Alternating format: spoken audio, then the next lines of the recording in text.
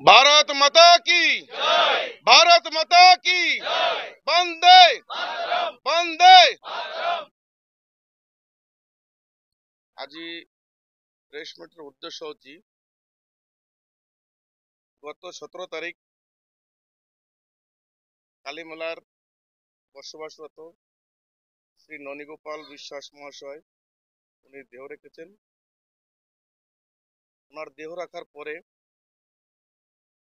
ওনার দুই পুত্র কালীমেলা মার্কেট এবং কালীমেলা আশেপাশে সকল গ্রামের ভাইদেরকে এখানে ডেকে শ্মশান ঘাটে ওনার সৎ ক্রিয়াকর্ম করেন। সৎ ক্রিয়াকর্ম করার পরে হিন্দু সনাতন ধর্মের রীতিনীতি হিসাবে ওনার গলায় ধরা বাঁধা হয়, কিন্তু ধরা বাঁধার চতুর্থ দিনে আমাদের মতুয়া সম্প্রদায়ের কিছু আচার্য, যে কি সুধাংশু বিশ্বাস, রবীন বিশ্বাস, অনিমেষ মণ্ডল, এনারা কিছু লোক থেকে সেই ধরা ওনার গলা থেকে খুলে দেয়। তারপরে 10 দিন যখন হয়, 10 দিন ঘাট শ্রাদ্ধ, তখন ওনারা সেই 10 দিনের ক্রিয়াকর্মতে পরামানিকের ব্যবহার করে পরামানিক দিয়ে সম্পূর্ণ কাঠুরিয়াদের শুদ্ধ করায়। শুদ্ধ করার পরে ওনারা সেই কাজে ব্রাহ্মণ লাগায়নি। আমাদের মতুয়া সম্প্রদায়ের যে আচার্য রবীন গোসাই, উনি কি মন্ত্রপাঠ করেছে, সেই মন্ত্রপাঠ করে ওনাদেরকে শুদ্ধ করায়। যাই হোক, শুদ্ধ করানোর পরে আমরা ওনাদেরকে ব্রাহ্মণ দিয়ে কাজ করতে বাধ্য করিনি।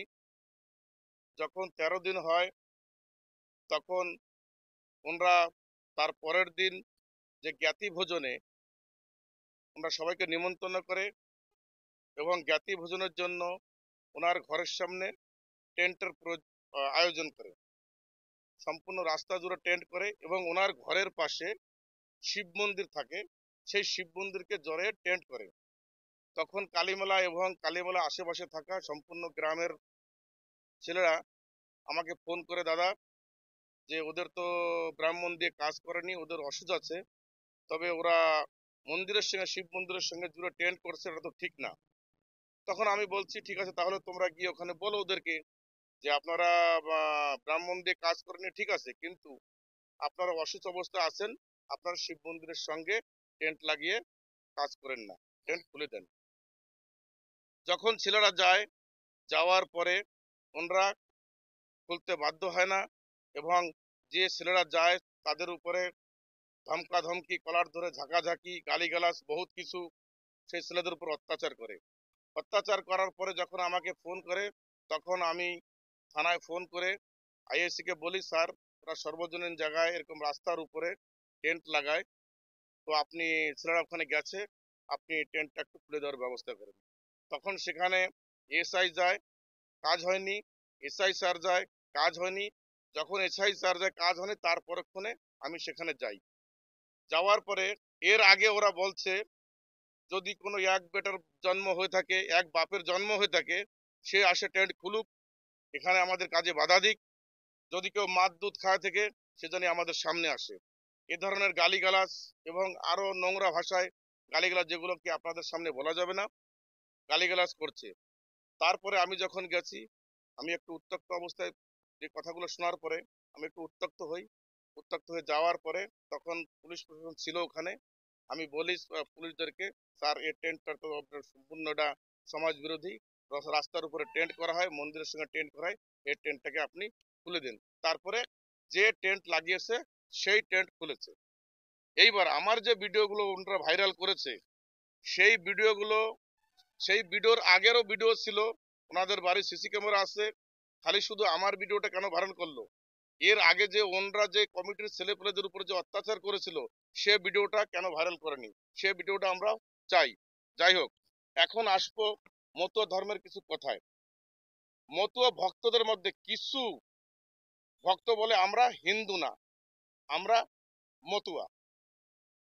যদি হিন্দু না হয় তাহলে সরকার থেকে কি কোনো জাতির মান্যতা ওনারা পেয়েছে? বাংলাদেশে ঠাকুর বাড়িতে সত্যনারায়ণ পূজা হয়, ওরাকান্দি ঠাকুর বাড়িতে কালী পূজায় ব্রাহ্মণ দিয়ে হয়। লীলামৃতে কোথায় লেখা আছে ব্রাহ্মণ দিয়ে পূজা করা যাবে না? হরিচাঁদ ঠাকুরের বংশধর সবাই ছিলেন বৈষ্ণব এবং ব্রজবাসী। যদি হিন্দু না হয়, হিন্দু যদি গালাগালির শব্দ হয়, তাহলে হিন্দু নাম দিয়ে নমশূদ্র হয়ে সরকারি সুবিধা কেন নিচ্ছে? 27/10/2024 হরিচাঁদ মন্দির পটারুতে মিটিং রাখা হয়। সেই চিঠিতে লেখা হয়, আমাদের মতুয়াদের সমস্যা মতুয়ারা মেটাবো, অন্য সম্প্রদায়ের কেউ আসবে না। আজ আজ কেন আজ কেন অন্য সম্প্রদায়ের লোক ওনাদের ভিতরে আসছে? গত ডিসেম্বর 2024 ধর্ম পরিবর্তন করার জন্য মালকানগিরি সংস্কৃত ভবন বুক করে লক্ষণ ঘরামির টিম। সেখানে গিয়ে বিশ্ব হিন্দু পরিষদ ওনাদেরকে বাধা দেওয়াতে সেখানে ওনারা ধর্ম পরিবর্তন করতে পারেনি। এ হচ্ছে লক্ষণ ঘরামি।